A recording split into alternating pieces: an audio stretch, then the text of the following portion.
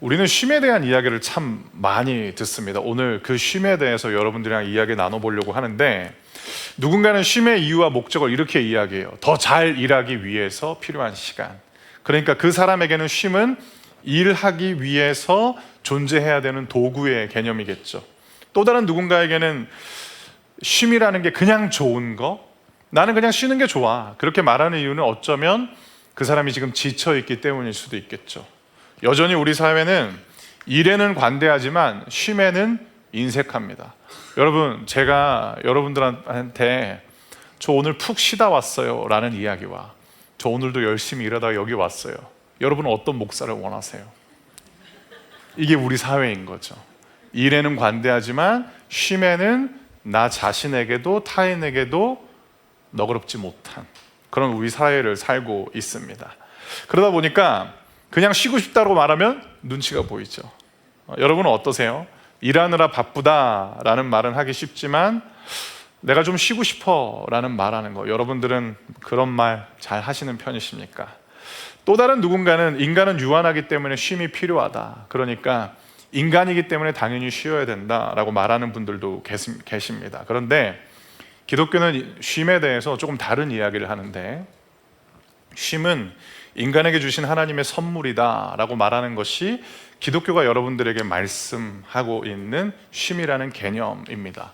그러니까 쉼은 더 이상 아무것도 할 수 없게 된 인간이 선택하는 멈춤이라든지 중단이 아니라 모든 것을 이루신 하나님께서 사람에게 주신 선물이 바로 쉼입니다.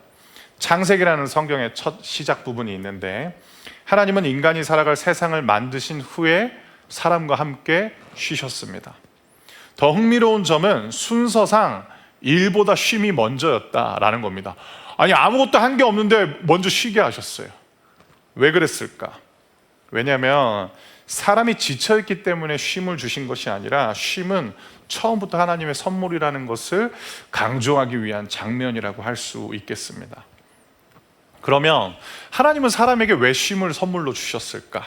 하나님이 이루신 완성을 기억하기 위함도 있겠지만, 누구보다 하나님은 사람과 또 앞으로 사람들이 만들어갈 세상에 대해서 너무 잘 아셨기 때문에 하나님은 인간에게 쉼을 선물로 주셨습니다. 하나님이 처음 만드셨던 세상과는 다르게 하나님을 떠난 사람들이 만들어간 세상은 사람들로부터 쉼을 빼앗아 갔습니다. 여러분도 들어보셨을 법한 책인데, 존 밀턴의 서사시 신락원이라는 작품에서 이런 내용이 나옵니다. 낙원을 잃어버린 인간은 본래 쉬는 존재였으나 쉴 곳을 찾아 헤매는 존재가 되었다라는 것, 이게 하나님을 떠난 사람들이 만들어가는 세상의 모습인 것입니다. 물론 우리가 살고 있는 이 세상에는 지금도 좋은 것들이 있죠. 여러분, 세상에 재밌는 게 얼마나 많아요. 좋은 게 얼마나 많아요. 그런데 우리가 살고 있는 이 세상은 또 어떤 모습을 보여주고 있느냐, 끊임없이 여러분은 여러분 자신을 증명해야 돼요. 저도 마찬가지. 저도 평가받는 직업이잖아요. 그리고 여러분들도 여러분의 성과를 증명해야겠죠. 그런 시간을 보내다가 정말 허겁지겁 이 자리에 오신 분들도 적지 않으실 거예요. 또 즐거움을 원하죠. 그런데 즐거움을 찾으려 하면 찾을수록 이 세상에는 무엇이 더 많이 남느냐? 무료함. 하나님이 처음 만드신 세상은 이렇지 않았는데, 사람들이 만들어가는 세상은 이토록 인간이 바라던 것과 다른 결과물을 만들어낸다라는 것입니다. 우리 주변에 게으른 사람도 물론 있겠죠. 이런 얘기하면 꼰대인가요? 맞아요, 저 완전 꼰대예요. 누가 저한테 이런 얘기 하셨는데, 목사님은 새마을 운동 마인드가 있으신 분이라는. 뭐 우리 주변에 그런 게으른 사람이 있죠. 그러면 우리는 화가 나죠. 그런데 여러분, 훨씬 더 많이 열심히 사는 사람들이 있어요. 그런데 그런 사람들이라 할지라도 아무리 모으고 모아도, 그리고 지금 당장 별 문제 없이 살아가는데도 불구하고 많은 사람들은 내일에 대한 불안함 때문에 쉬지 못한다라는 것. 이 세상도 하나님이 만든 세상이 아니라 사람들이 만들어간 세상이다라는 것입니다. 내일에 대한 불안함은 하나님이 만드신 게 아니었어요. 그런 세상을 향해 하나님은 예수님을 보내주셨고, 또 수고하고 무거운 짐진 자들아 다 내게로 오라 라고 말씀하시는 예수님은 이 세상에 새로운 나라가 임했다라고 전하는데 그게 하나님 나라입니다. 여러분, 하나님 나라는 어디 있다고 생각하세요? 저 멀리 있나요? 장례식에서만 들을 수 있는 메시지인가요? 아니요. 예수님께서는 이 세상에 임했다라고 선언하십니다. 그리고 그 나라에 들어가는 문은 누구에게나 열려 있어요. 그리고 그 나라에 들어가는 방법은 어렵지 않아요. 하나님의 말씀인 성경을 통해서 우리는 사람들이 만들어가고 있는 세상이라 할지라도 다시 하나님이 만드신 세상, 즉 이 땅에 임한 하나님 나라 속으로 들어갈 수 있다라는 것. 그 나라가 왜 우리에게 필요한가? 사람들이 만들어가는 세상은 쉼을 잃어버렸으나 하나님의 나라, 이 세상 가운데 임한 그 하나님의 말씀을 통해서 들어가는 하나님이 처음 만드신 그 세상은 우리에게 하나님이 선물로 주시는 쉼이 존재하기 때문에 우리에게 그 나라가 필요한 것입니다. 그렇게 하나님의 말씀을 통해서 하나님이 만드신 세상으로 들어가면 우리는 하나님께서 우리에게 선물로 주시는 쉼을 누리게 되는데, 오늘 드림 플러스에서 하나님이 이 세상을 살아가는 우리에게 주시는 세 가지 쉼에 대해서 여러분과 함께 이야기 나눠보도록 하겠습니다. 그러면 하나님은 이 세상을 살고 있는 우리에게 어떤 쉼을 주실 수 있는가? 첫 번째 쉼은 무엇이냐면 자기 증명으로부터의 쉼입니다. 이것이 하나님이 우리에게 주시는 첫 번째 쉼의 선물입니다. 사람들 만나면 종종 건네는 질문이 있어요. 제가 되게 솔직한 편이거든요. 열심히 사는 것처럼 보이는 분들 만나면 제가 꼭 이 질문을 드려요. 왜 그렇게 열심히 사세요? 이거 싸우자고 드리는 질문이 아니라 진짜 궁금해서. 근데 사실은 제 자신한테도 건네는 질문입니다. 나는 왜 그렇게 열심히 살까? 조금 더 질문을 바꿔볼게요. 왜 그렇게 자신을 닥달하면서 살까? 무엇 때문에 스스로를 못마땅해 하면서 살고 있을까? 조금만 생각해보면 우리는 그 이유 금방 알 수 있습니다. 이유는 딱 하나입니다. 나를 증명하기 위해서입니다. 그런데 이게 말처럼 쉽지 않습니다. 소위 철들기 시작한 이후부터 지금까지 우리가 살아온 삶을 되돌아보면 끊임없이 우리는 우리를 증명하기 위해 애써 왔습니다. 여러분들 학창시절 때는 어땠는지 모르겠는데 제가 학교 다닐 때는 그 중간고사 끝나도 기말고사 끝나도 1등부터 꼴등까지 반에서 싹 붙여놨는데, 여러분 왜 저 그런 눈으로 보세요? 저랑 비슷한 분들 계시잖아요. 옛날에 제가 청년들이랑 그런 얘기 했었어요. 니네 퀴즈 타보면 신비의 세계 알아? 이러니까 진짜 뭐 이런 사람이 있나 이렇게 저 때는 그랬어요. 1등부터 꼴등까지 번호, 이름 싹 써져 있었어요. 그리고 10등 안에 들면 그 친구의 엄마들이 친하게 지내도 괜찮은 애, 10등 벗어나면 친하게 지내면 안 되는 애, 그런 얘기가 저희들 반에서 돌았었죠. 그래서 우리는 우리를 증명하기 위해서 중간고사도 잘 봐야 되고 기말고사도 잘 봐야 되고, 심지어 나는 음악을 전공할 필요가 없는데도 불구하고 리코더 연주도 잘해야 됐어요. 왜냐? 그게 내가 괜찮은 학생이라는 것을 증명하기 위한 수단이 되기 때문입니다. 학창시절에는 성적표로, 사회초년생 때는 입사한 회사를 통하여서 나를 증명하죠. 너무 유치한 생각이지만 어떤 남자분들이 저한테 이런 얘기를 하는 거예요. 목사님, 제가 한때 외모에 미친 인간이었어요. 왜 제가 예쁜 여자를 만나고 싶었는지 아세요? 그걸 제가 어떻게 알겠어요? 그래서 모른다 그러니까 제가 못생겼잖아요 이러는 거예요. 제가 못생겼기 때문에 사람들이 나를 무시하는 게 싫어서 내 옆에 그래서 제가 그냥 가만히 있었어요. 이렇게. 근데 그분만의 이야기예요? 아니요. 우리는 우리 주변에 누가 있는지 과시하기를 좋아해요. 내가 어울리는 사람 중에 이런 대단한 사람이 있다는 건 결국 무엇이냐? 나도 대단한 사람이다라고 증명하고 싶기 때문인 거죠. 요즘에는 자기관리 되게 잘해야 되잖아요. 자기관리가 뭐예요? 다 아시면서 왜 얘기를 안 하세요? 어떤 분은 저한테 이런 얘기를 하는데, 목사님, 중년의 남자들한테 자기관리라는 것은 세 가지가 있습니다라고 이야기를 하는 거예요. 첫째, 머리숱. 둘째, 나오지 않은 배. 셋째, 구부정하지 않은 허리. 뭐 이런 얘기를 하시는 거예요. 그거 안 돼. 여기저기 막 삿대질하고 계시는데 그거 안 되면 자기 관리 안 된다라는 거.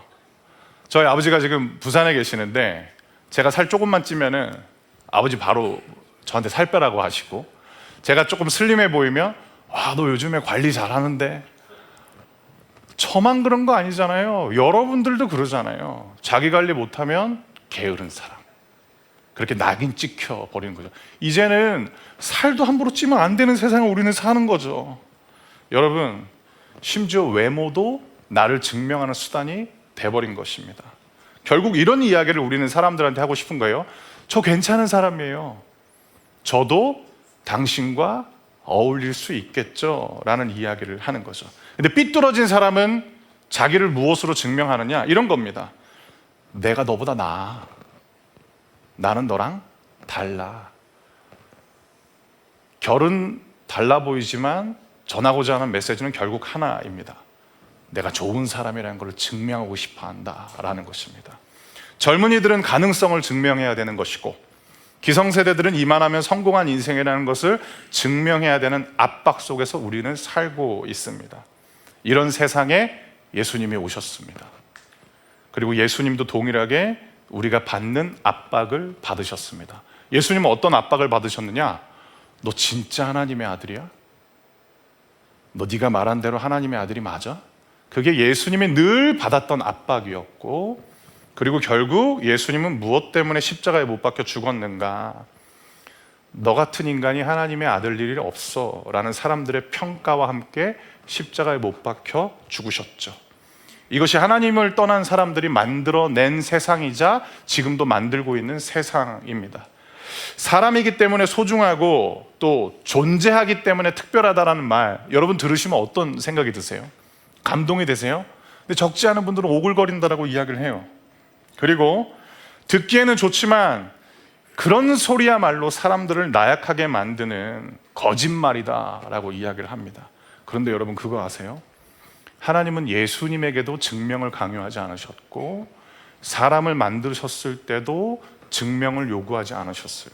하나님은 어떻게 하셨는가? 우리가 누구인지 선언하시는 방법을 통하여서 자기 증명이라는 이 압박감으로부터 해방시키셨다라는 것입니다. 예수님에게도 동일하셨어요. 마태복음 3장 16절부터 17절 말씀인데, 세상은 계속해서 예수님한테 네가 하나님의 아들이야? 증명해봐 라고 말했다면, 하나님은 예수님한테 어떻게 말씀하셨는지가 등장하는데, 여러분들이 16절을 읽어주시고 제가 17절 말씀을 읽어볼게요. 16절입니다. 시작.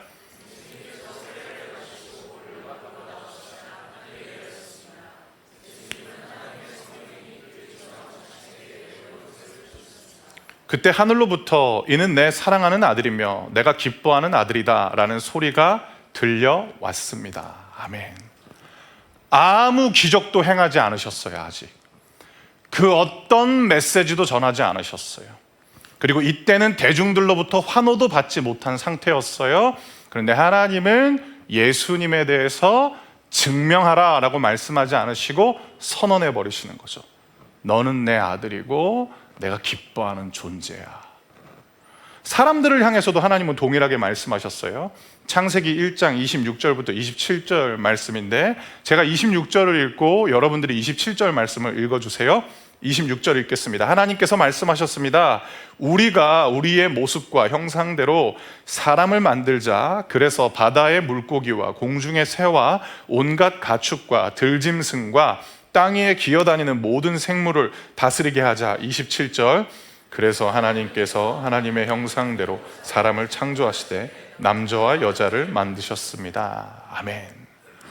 처음 사람 창조하실 때, 아무 일도 하지 않았을 때 사람이, 그런데도 그들을 향해 하나님은 남자와 여자 모두 나의 형상대로 창조된 존재다라고 선언하십니다. 이게 무슨 뜻이냐?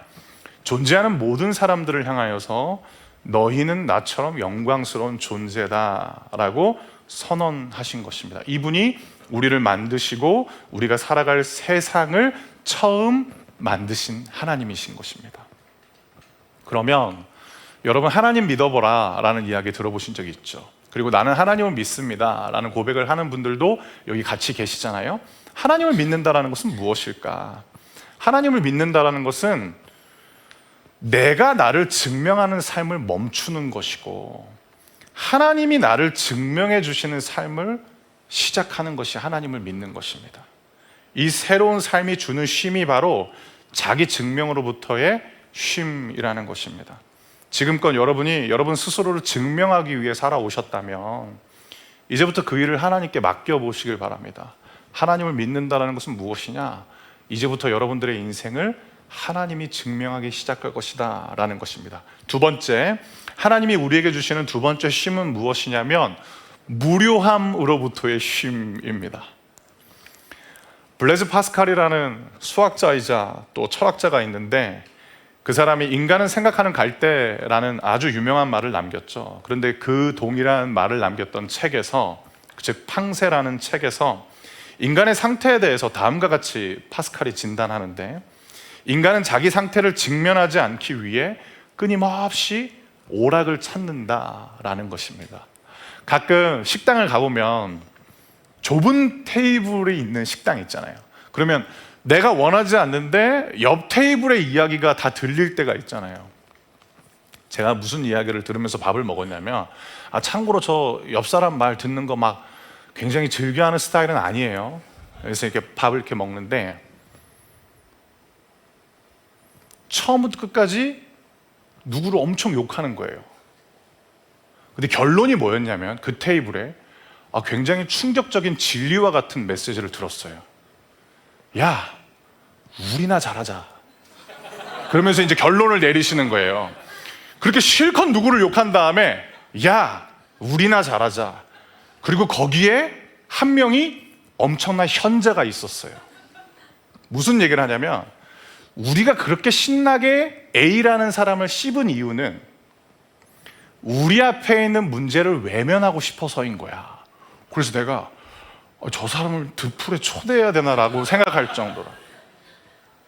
이게 그 사람들에게는 오락인 거고, 그 사람들만의 오락인가요? 우리의 오락이 될 때도 있는 거죠. 누군가는 자신의 문제를 잊기 위해서 즐거움을 찾고, 또 다른 누군가는 자신이 감당해야 될 책임을 회피하기 위해서 재미를 찾습니다. 그런데 여러분 그거 아세요? 재미만 찾으면 무료함이 남아요. 제가 여러분들이랑 재밌는 이야기만 하면 여러분들 저랑 5년 사귀든 10년 사귀든 우리들의 관계는 얕아질 수밖에 없어요. 그게 재미만을 추구하면 무료함이 남는 이유 중에 하나인 것이죠. 왜냐? 왜 우리는 재미만을 추구하면 무료함이 남느냐? 인간이 살아가는데 인간이 추구하고 필요로 하는 것은 의미인데, 재미만을 추구하면 의미가 남지 않기 때문에 무료해지는 거죠. 하나님은 우리에게 돈도 있고 시간도 있고 원하는 것을 다 해볼 수 있는 여력이 있어도 쾌락에서는 도저히 삶의 의미를 찾을 수 없다라고 말하는 한 전도자의 말을 들려주시는데, 전도서 2장 1절부터 2절 말씀인데 1절은 여러분들이, 2절은 제가 읽어보도록 할게요. 여러분들이 먼저 1절 말씀 읽어주세요. 시작.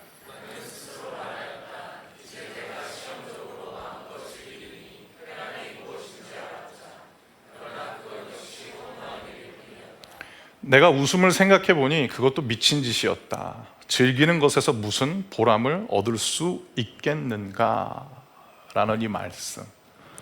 제가 2달 동안 어떤 시간을 보낸 적이 있냐면, 돈 걱정 없이 원하는 거 싹 다 먹어보고 사고 싶은 거 다 사면서 살아본 적이 있었어요. 교회 돈 횡령하진 않았어요. 저희 아버지가 돈 그때 많이 주셨어요. 진짜 갖고 싶은 거 다 샀어요. 먹고 싶은 거 다 먹었어요. 저 고기 좋아하거든요. 안 궁금하세요? 그래도 조금만 들어주세요. 설교 원고에 있어서 얘기하는 거예요. 2달 동안 먹고 싶은 고기 다 먹자 마지막에 어떤 일이 일어났냐면, 굉장히 괜찮은 레스토랑에서 고기를 먹었는데 질겅질겅 고무 씹는 것 같았어요. 이게 미식이 줄 수 있는 즐거움의 한계인 거구나. 제가 너무 탐욕스럽게 보이나요? 조금 더 이야기해 볼게요. 제가 보기에는 이래 보여도 패션에 관심이 많아요. 근데 제가 구두를 좋아하거든요. 근데 어떤 시리즈의 남자 주인공이 신는 구두가 있는데 그게 되게 구하기 힘든 구두였어요. 한국에 없었어요, 그 구두가. 몇 년을 제가 그 매장에 전화했는데 저보다 더 성실하고 부지런한 사람이 항상 사가는 거예요. 근데 그 여행지에 갔는데 그 매장이 있는 거예요.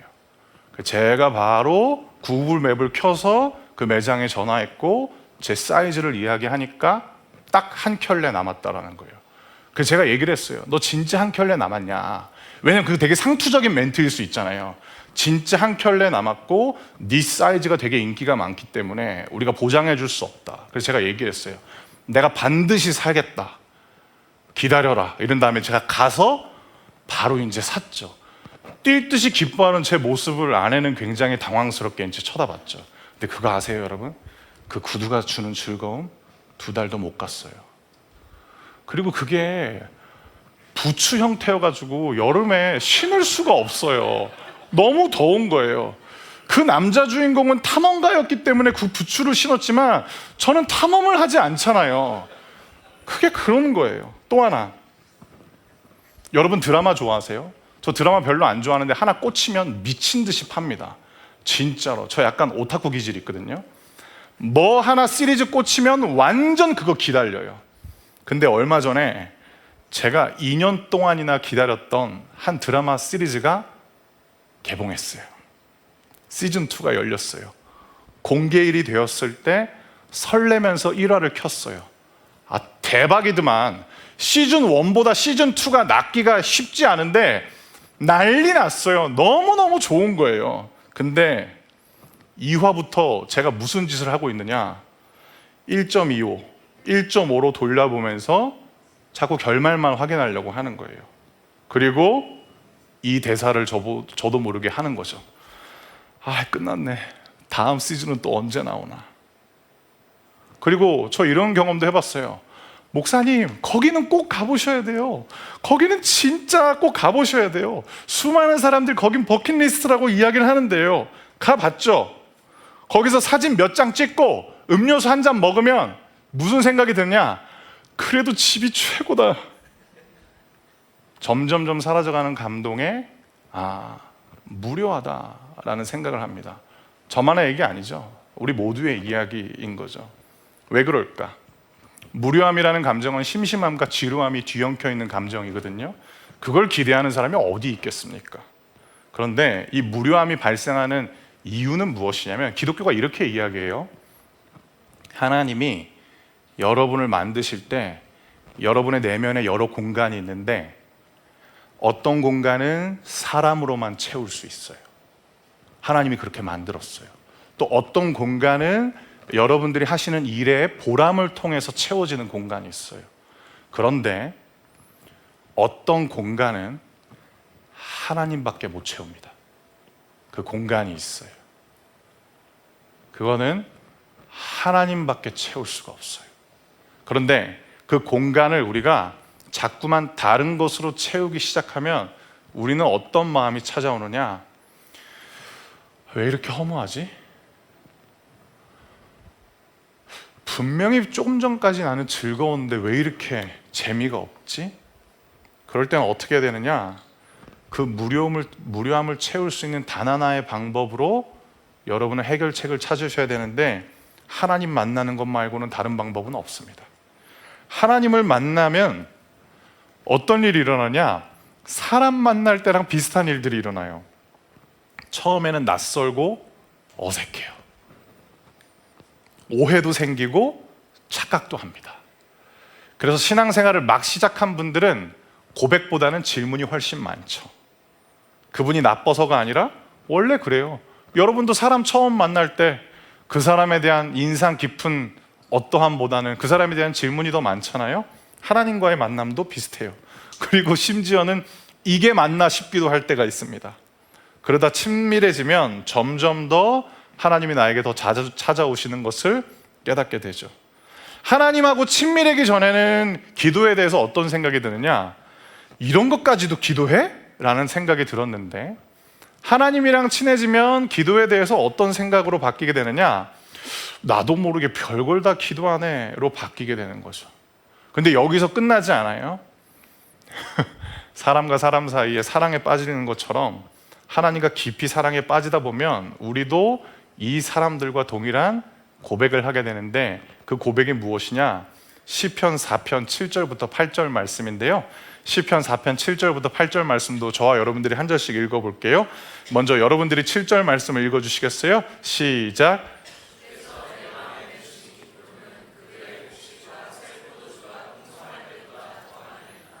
내가 평안히 눕고 자기도 하리니 나를 안전히 살게 하시는 이는 오직 여호와이시니이다. 아멘. 7절 말씀 다시 자막으로 한번 띄워주시겠어요? 보통의 사람들이 제일 기뻐하는 순간, 오늘날로 말하면 돈이 너무너무 많고 즐길 거리도 너무 많은데 하나님이랑 사랑에 빠지다 보니 그것보다 더 큰 기쁨이 나에게 주어졌다라는 것. 하나님만 채울 수 있는 내 내면의 공간이 하나님으로 말미암아 채워지다 보니까 무료함은 떠나가게 되고 진정한 기쁨이 나에게 찾아왔다라는 것입니다.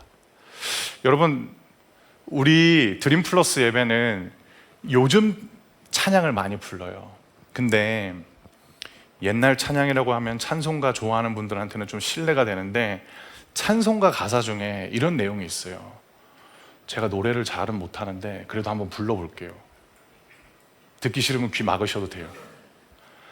저 장미꽃 위에 있을 아직 맺혀 있는 그때에 귀에 은은히 소리 들리니 주 음성 분명하다.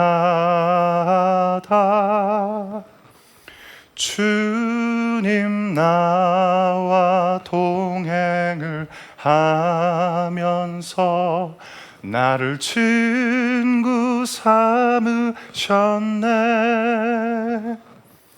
우리 서로 받은 그 기쁨은 알 사람이 없도다. 하나님이랑 친해졌는데 감사합니다. 아무도 귀에 안 막아주신 것도 감사하고요. 우리 서로 받은 그 기쁨은 하나님이랑 나밖에 모른대요. 이게 하나님이랑 사랑에 빠지다 보면 무료함으로부터 하나님이 주시는 쉼인 거죠. 여러분, 인생을 즐겁게 살고 싶으세요? 물론 이 세상에 재밌는 게 많죠. 그런데 꼭 기억해 주세요. 하나님만 채울 수 있는 공간은 하나님밖에 못 채운다라는 거. 마지막 세 번째 쉼은 무엇이냐면 내일에 대한 불안함으로부터의 쉼입니다. 언젠가 제가 잠을 못 주무시는 한 남자분을 만난 적이 있어요. 그분한테 왜 잠을 못 주무십니까? 라고 제가 여쭤봤어요. 그러다 보니까 이제 본인이 살아온 이야기를 들려주시더라고요. 목사님, 제가 잠을 자지 못하는 이유는 다음날 제가 눈을 뜨지 못할까 봐 저는 잠자기가 힘듭니다. 그러면서 그 얘기를 하시는 거예요. 목사님, 저 죽으면 저희 가족들 다 길에 나앉아야 돼요. 그러니까 제가 그래서 두려워서 잠을 자기가 힘들어요. 그러니까 저는 지쳐서 쓰러져서 기절하는 거지 제가 잠을 자는 것 같지는 않아요 라고 이야기를 하시더라고요. 그러면서 그분이 어떤 삶을 살았냐면, 어린 시절에 굉장히 유복했는데 아버지가 갑자기 돌아가시게 됐습니다. 그러다 보니까 평소에 아버지랑 관계가 좋았던 분들도 순식간에 등을 돌려버리고, 한순간에 정말 드라마에서 보는 것처럼 어머니는 너무 무력해져 있었고, 자기 여동생은 울면서 오빠 오빠 하면서 자기만 쳐다보고 있게 된 상황이 됐다라고 말씀하시더라고요. 그때부터 이제 그분이 10대 후반이었음에도 불구하고 가장이 되셨대요. 그리고 그분의 표현이에요. 목사님, 그때부터 제 어깨에는 온갖 무거운 짐들이 다 있었습니다 라고 이야기를 하시더라고요. 내가 정신 차리지 않으면 내 엄마, 내 여동생 인생이 너무 비참해질 것 같아서 죽기 살기로 이랬다고 합니다. 주위에서 너 계속 그렇게 살다가는 정말 죽어 라는 이야기를 들을 때마다 그분은 이렇게 해석했대요. 내가 성공으로 더 가까이 나아가고 있구나. 그렇게 20대, 30대를 보냈고 40대가 되자 주변에서 평판이 바뀌게 됐다고 이야기를 하시더라고요. 너 정도면 성공했지 라는 이야기를 듣기 시작했다고 합니다. 그리고 주변에서 이런 얘기도 한다고 해요. 너 이제 그만 악착같이 살아도 돼. 괜찮아. 그런데 문제가 생겼습니다. 그분에게 불안감이 사라지지 않는 문제였습니다. 사연은 조금씩 다르겠지만 이거 그분만의 이야기가 아니죠. 우리들의 이야기이기도 합니다. 우리를 비롯한 많은 사람들은 내일에 대한 불안함 때문에 쉬지 못합니다. 쉬는 시간이 주어졌어요. 그리고 쉴 수 있음에도 불구하고 내일에 대한 불안감이 찾아오면 우리는 쉬지 못합니다. 내일에 대한 불안함이 없는 사람이 어디 있겠습니까? 게으른 사람은 게으르기 때문에 불안하고 부지런한 사람도 부지런하기 때문에 또 다른 불안의 이유를 찾기 시작합니다. 건강한 사람, 병약한 사람도 내일에 대한 불안함과 상관없이 살아가는 사람은 어디에도 없습니다. 그런 우리에게 필요한 것은 더 많은 돈이 아니고 더 오래도록 지속될 수 있는 더 큰 성공이 아니라 새로운 아버지입니다. 이 아버지는 예수님만 주실 수 있는 아버지인데 그분이 바로 하나님입니다. 마태복음 6장 25절부터 32절 말씀 제가 읽어드릴 텐데 여러분 이 말씀을 한번 자막을 통해서 잘 살펴봐 주셨으면 좋겠습니다. 제가 읽어드릴게요. 그러므로 내가 너희에게 말한다. 너희 목숨을 위하여 무엇을 먹을까? 또는 무엇을 마실까 걱정하지 마라. 몸을 위하여 무엇을 입을까 걱정하지 마라. 목숨이 음식보다 훨씬 소중하지 않느냐? 몸이 옷보다 훨씬 소중하지 않느냐? 하늘에 있는 새를 보아라. 새는 심지도 않고 거두지도 않고 창고에 쌓아두지도 않는다. 그러나 하늘에 계신 너희 아버지께서 새들을 먹이신다. 너희는 새보다 훨씬 더 귀하지 않느냐? 이거 예수님이 지금 들려주시는 말씀이에요. 너희 중에 누가 걱정해서 자기의 수명을 조금이라도 연장할 수 있느냐? 너희는 왜 옷에 대해 걱정하느냐? 들에 피는 백합꽃이 어떻게 자라는가 생각해 보아라. 백합은 수고도 하지 않고 옷감을 짜지도 않는다. 그러나 내가 너희에게 말한다. 온갖 영화를 누린 솔로몬도 이 꽃 하나에 견줄 만큼 아름다운 옷을 입어보지 못하였다. 하나님께서 오늘 있다가 내일이면 불 속에 던져질 들풀도 이렇게 입히시는데 너희를 더 소중하게 입히시지 않겠느냐? 믿음이 적은 사람들아. 그러므로 무엇을 먹을까, 무엇을 마실까, 혹은 무엇을 입을까 하면서 걱정하지 마라. 이런 걱정은 이방 사람들이나 하는 것이다. 하늘에 계신 너희 아버지께서는 너희에게 이 모든 것이 필요한 줄을 아신다. 아멘. 하나님은 예수님 아빠예요. 예수님이 지금 의도적으로 하늘에 계신 너희 아버지께서 너희가 무엇이 필요한지 다 아신다. 너무 멋지죠. 예수님이 여러분들에게 주시는 최고의 선물은 무엇이냐면 이 세상에서의 번영이 아니고 하늘에 계시는 당신의 아버지가 여러분의 아버지가 되게 하시는 것이죠. 그분이 바로 하나님이십니다. 여러분 가끔 드라마나 아니면 어떤 컨텐츠의 댓글에 이런 글들이 달려요. 그게 뭐냐면 나도 몰랐던 재벌 아버지가 있었던 거예요. 출생의 비밀 해가지고 내가 몰랐는데 저 재벌이 숨겨둔 아들이 나였던 거예요. 숨겨둔 딸이 나였던 거예요. 그래서 아버지가 나한테 와가지고 너는 내 딸이고 너는 내 아들이다 하면서 인생 역전되는 거 있잖아요. 왜? 댓글도 막 삼성의 이재용 회장 나와가지고 뭔가 브리핑하면 밑에 이런 댓글이 달려요. 아버지라고 불러도 되나요? 막 이런 글들 달리잖아요. 예수님이 지금 그 얘기 하시는 거예요. 이제 내 아빠만이 아니라 너의 아빠이기도 해 라는 거. 여러분, 내일에 대한 불안함 때문에 힘든 시간을 보내고 계신 분들이 계신가요? 여러분들한테 새로운 아버지가 생겼어요. 하늘에 계신 그 하나님 아버지한테 여러분들이 필요로 하는 것을 구해보시죠. 그 다음에 여러분들은 쉬세요. 언제까지? 다시 시작할 수 있는 힘이 주어질 때까지 쉬세요. 그리고 이것 하나는 꼭 기억하세요. 하나님이 여러분들에게 무엇이 필요한지 다 아십니다. 여러분들이 생긴 이 새로운 아버지가 여러분들을 떠나지 않으실 것입니다.